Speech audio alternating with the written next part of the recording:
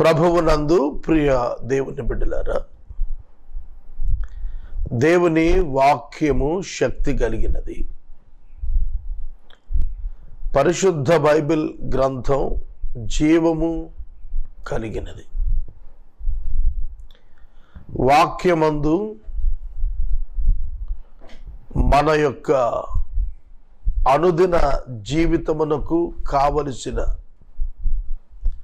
సమస్తమైన నడిపింపును దయచేయు వివరణ ఉన్నది.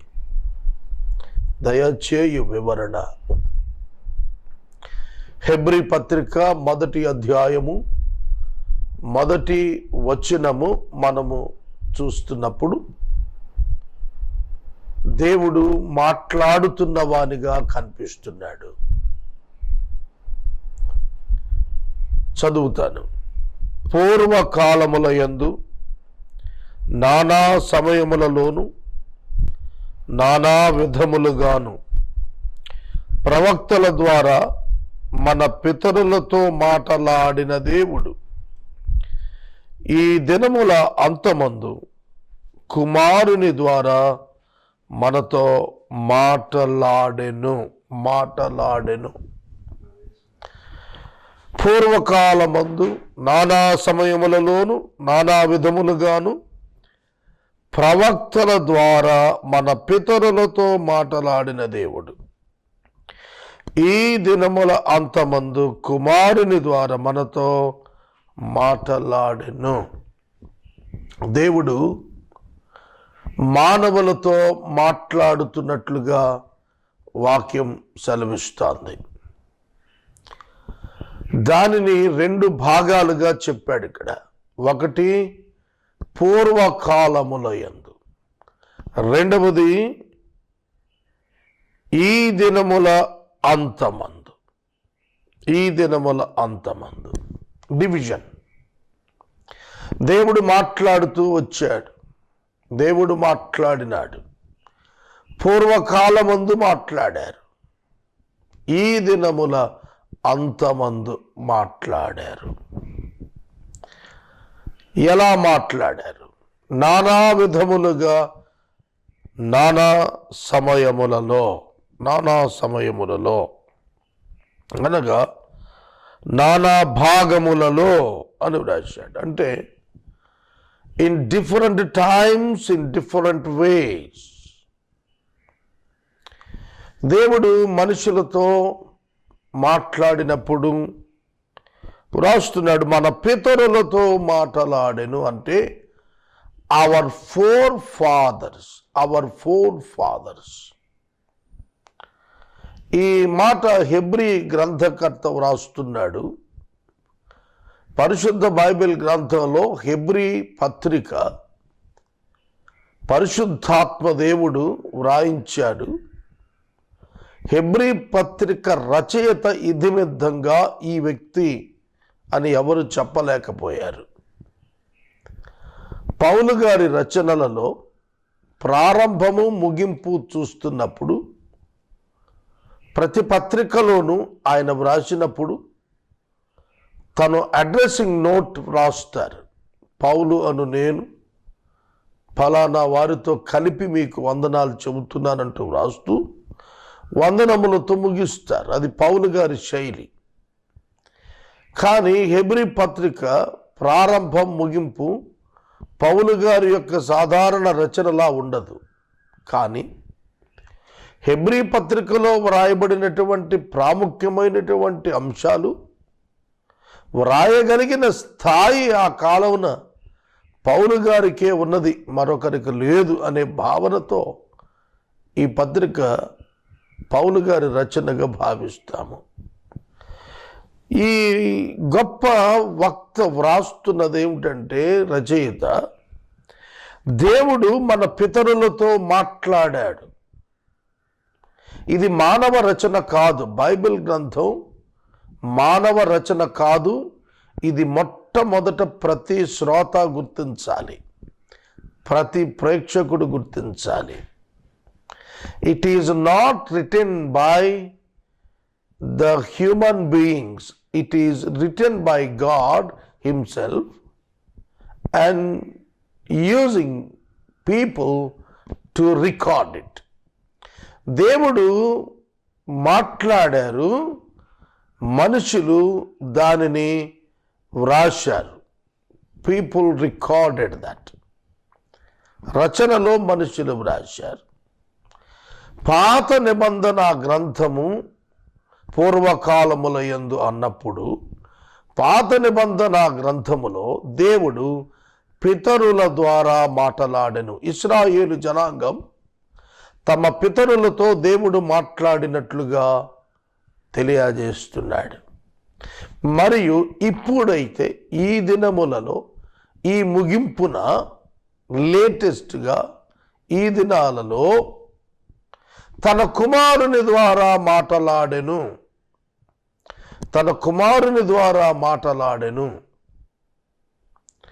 మీరు బైబిల్ గ్రంథంలో అపోస్తలుల కార్యముల గ్రంథంలో స్టెఫెను గారి యొక్క వాగ్యుద్ధం మీరు చూడగలిగినట్లయితే, స్టెఫెను చెప్పినది ఏమిటంటే, అబ్రహాము మొదలుకొని దేవుడు ప్రత్యక్షతలు ఇజ్రాయేలు మూల పితరులకు ఏ విధంగా ఇస్తూ వచ్చినాడో అవన్నీ కూడా జ్ఞాపకం చేస్తూ వచ్చాడు. అపోస్తలుల కార్యముల గ్రంథము 7వ అధ్యాయము మొట్టమొదటి వచనము నుండి చూస్తున్నప్పుడు స్టెఫెను చెప్పినది ఏమిటంటే, సహోదరులారా, తండ్రులారా, వినుడి. మన పితరుడైన అబ్రహాము హారానులో కాపురముండక మునుపు మెసొపొతామియాలో ఉన్నప్పుడు మహిమగల దేవుడు అతనికి ప్రత్యక్షమై అతనిని నీవు నీ దేశమును నీ స్వజనమును విడిచి బయలుదేరి నేను నీకు చూపింపబోవు దేశమునకు రమ్మని అతనితో చెప్పెను. మాటలాడెను. కనుక హెబ్రీ 1లో చెబుతున్న మాట, మెసొపొతామియాలో అబ్రహాము కల్దీయుల ప్రాంతము ఊరు అను పట్టణమున ఉన్నప్పుడు దేవుడు అతనితో మాటలాడెను. ఇశ్రాయేలు జాతికి దేశమునకు పితరులు ఎవరు అని అనగా ప్రారంభము అబ్రహాము. అబ్రహాము, ఇస్సాకు, యాకోబు, యోసేపు ఆది కాండములో మూల పితరులుగా చెప్పబడ్డారు.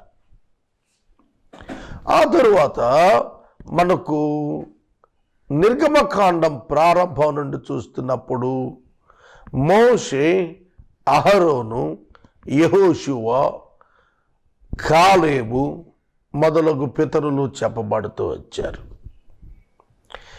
అట్లాగే 5 కాండములు అనంతరము మనకు న్యాయాధిపతులు, సమూయేలు, దావీదు, సొలొమోను, ఇతర రాజులు, ఇలా పితరులు రాజుల గ్రంథం చెప్పబడ్డారు. ఈ విధంగా బైబిల్ గ్రంథంలో ఓల్డ్ టెస్ట్మెంట్లో ప్రవక్తల ద్వారా దేవుడు పితరులతో మాట్లాడాడు.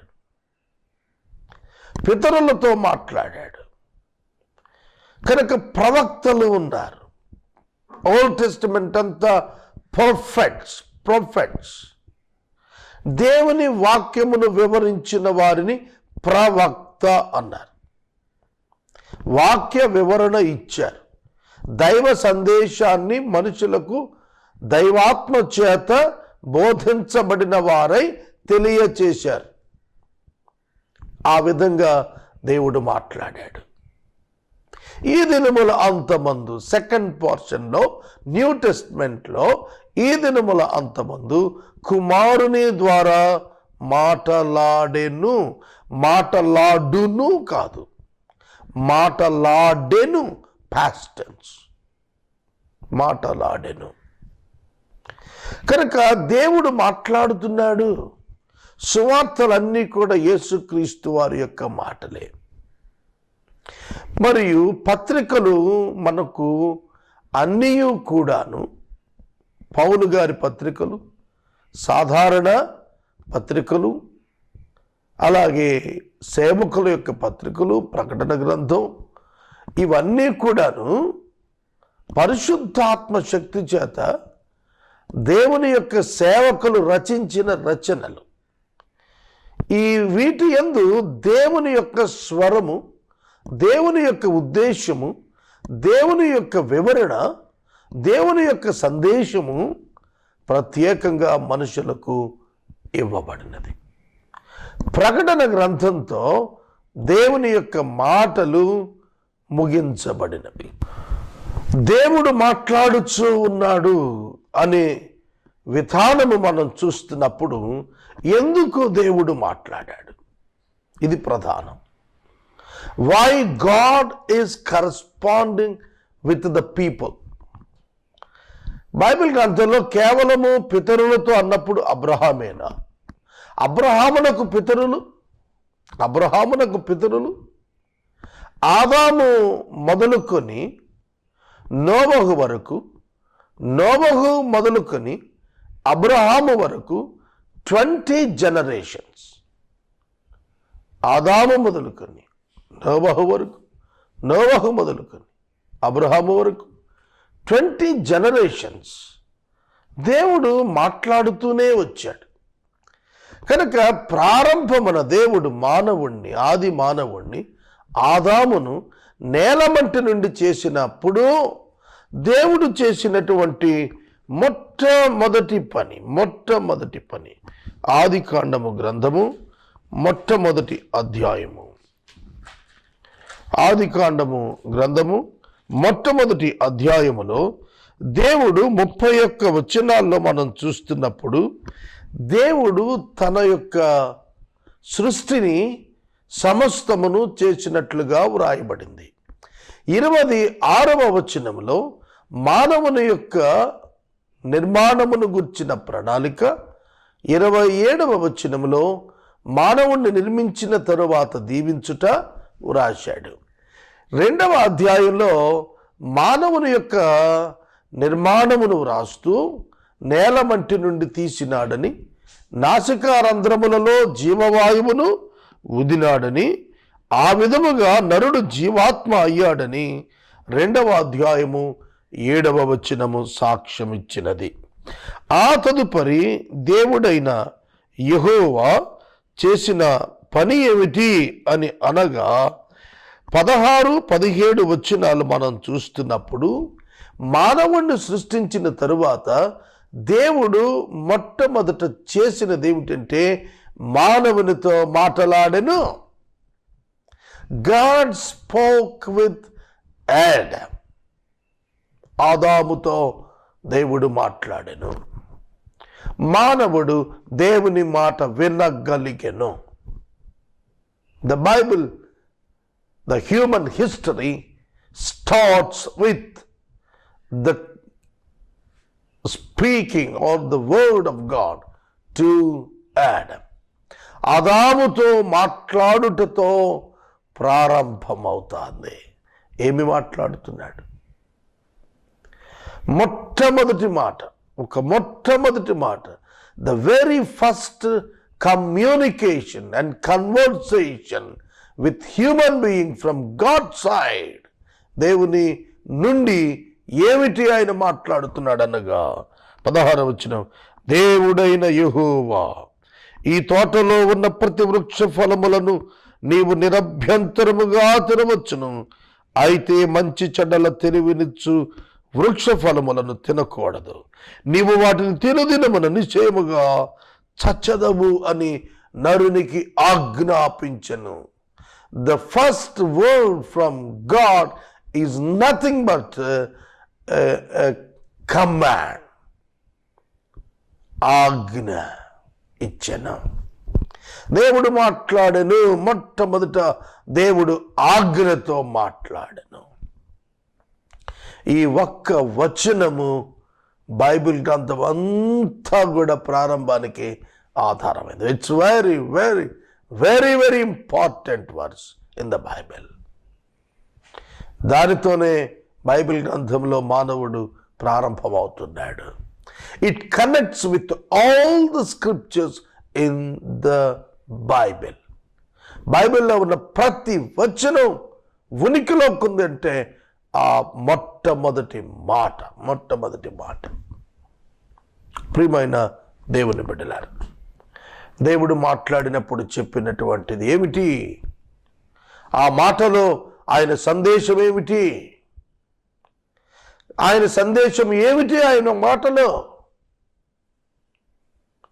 ఒక్కటే, నా యందు విశ్వాసం ఉంచి నాకు లోబడి జీవించు. Simple word. దేవుడు ఆదామును పిలిచినప్పుడు నిర్మాణము చేసిన వెంటనే తాను చేసిన తోట, ఆ యొక్క నిర్మాణము చేసిన వెంటనే అతనిని ఉంచిన ఆ తోటలోని చెట్ల ఫలములను చూపిస్తూ, ఆ తోట మధ్యలో ఉన్న 2 చెట్ల ఫలములలో జీవవృక్ష ఫలము ఒకటి, మంచి చెడు తెలివినిచ్చు వృక్ష ఫలం ఒకటి, 2వ అధ్యాయం 9వ వచనంలో రాశాడు. వాటిని చూయిస్తూ ప్రభువు చెప్పాడు, ఈ ఒక్క చెట్టు, మంచి చెడు తెలివినిచ్చు చెట్టు ఫలములు నీవు తినకూడదు. ఒక్కసారి ఆలోచించండి. కనుక దేవుడు మానవునికి ఆజ్ఞ ఇచ్చినప్పుడు నీవు నాకు లాయల్గా ఉండాలి, నీవు నాకు విధేయుడుగా ఉండాలి. In all the things you must trust me. నా యందు నీవు విశ్వాసం ఉంచాలి, నా యందు నీవు నమ్మకం ఉంచాలి. It is nothing but an agreement between God and human being. మానవునికి దేవునికి మధ్య ఒక వడంబడిక వంటిది ఇది. ఈ పండు తిన్నావు అంటే అర్థం ఏంటంటే యూ హ్యావ్ డిజొబెయిడ్ మీ. నీవు నన్ను వ్యతిరేకించావు, తిరస్కరించావు. ఈ పండు తినలేదు అంటే అర్థం ఏంటంటే నీవు నా యందు విశ్వాసం ఉంచావు. కనుక ఇక్కడ మాట పండు ఇష్యూ కాదు, తినటము ఇష్యూ. తినటములో ఉన్నటువంటి విషయం ఏమిటంటే విధేయత, నమ్మకము. Trust in God and obedience in God. మొట్టమొదటి మాట ఆదామునికి ఇచ్చినప్పుడు, ఇదిగో నేను నీకు నా స్వరూపము, నా పోలికను ఇచ్చాను, నా పరిశుద్ధతనిచ్చాను, నా నీతిని ఇచ్చాను, నా న్యాయమును ఆపాదించాను. నీవు ఉండవలసినది ఏమిటనగా సృష్టిలో ఎవనికి ఇవ్వని ఉన్నతమైనటువంటి భాగ్యము నీకు ఇస్తున్నాను. అది నా పోలిక, నా స్వరూపం. కావున నీవు నా మాట వినవలెను. సోదరుడా, సోదరి, దేవుడు ఆనాడు మొదలుకొని ఈనాటి వరకు, ఆ మనుషుడు మొదలుకొని ఇప్పుడున్న ప్రతి మనుషునితోనూ, వివిధ కాలాలలో, యుగాలలో వచ్చిన మానవులందరితోనూ చెబుతున్నది ఒక్కటే మాట, ట్రస్ట్ మీ అండ్ ఒబే మీ. నా యందు విశ్వాసం ఉంచండి, నన్ను నమ్మండి. నా యందు విశ్వాసం ఉంచండి, నన్ను నమ్మండి, నాకు విధేయులుగా ఉండండి. Do not disagree with me. Do not doubt me. నా యందు అవిశ్వాసం ఉంచవద్దు. కనుక ఇక్కడ పరీక్ష ఏమిటంటే, ఆ మాటలోని అర్థం ఏమిటంటే, ప్రభువు అడుగుతున్నది, నీవు నాకు నమ్మి విధేయునుగుంటావా, లేక నమ్మకము కోల్పోయి, నమ్మకము విసర్జించి అవిధేయుడవుతావా అనేదానికి it is nothing but a test. ఇది ఒక పరీక్షగా, లేదా ఇది ఒక సంజ్ఞగా ఉండబోతోంది అని అర్థమిస్తున్నది. దేవుడు ఆదాముతో మాట్లాడినప్పుడు మనందరితో కూడా మాట్లాడి ఉన్నాడు. దేవుడు ఆదాముతో మాట్లాడినప్పుడు ఆదాము నందు సమస్త మానవ జాతి ఉన్నది. సమస్త మానవ జాతి ఉన్నది. ఈ సమస్త మానవ జాతికి ఒక్కటే సందేశం దేవుడిస్తున్నాడు, ట్రస్ట్ మీ. యోహాను సువార్త 14వ అధ్యాయం 1వ వచనంలో యేసుక్రీస్తు ప్రభువారు చెబుతున్నారు, దేవుని యందు విశ్వాసం ఉంచారు, నా యందును విశ్వాసము ఉంచండి, నా యందును విశ్వాసము ఉంచండి. అవును, మనము విశ్వసించుటకు ఆహ్వానించబడ్డాము, విశ్వసించుటకు ఆహ్వానించబడ్డాము. ఆదాము దేవుని పట్ల విశ్వాసము ప్రకటించి, ఆదాము దేవుని తిరస్కరించి, దేవునికి అవిధేయుడై, దేవుని మాట మీరి, దేవుడు తినవద్దని చెప్పిన ఆ పండు తిని దేవుని ఎదుట పాపిగా నిలిచాడు. జాగ్రత్తగా వినండి. ఆదాము పండు తిన్నందున రుజువైనది ఏమిటంటే అవిధేయుడు అని. ఆ నిర్ణయం ఉన్నది చూశారు. ఆ పండు తినవలెననే నిర్ణయమునకు కారణం ఏమిటి అనగా అవిశ్వాసము. దేవునిపై నమ్మకం కోల్పోయి తన సొంత నిర్ణయముకు ఆదాము వెళ్ళాడు. అదే అతని పాపము. Disbelief in God itself called as the sin. పాపముగా పిలువబడుతున్నది. It is not the action, it is the attitude which God counted as sin in Adam. ఆదామునందు దేవుడు క్రియను కాదు చూచినది, అంతరంగమందు మారిన అభిప్రాయమును చూచినాడు. That is sin.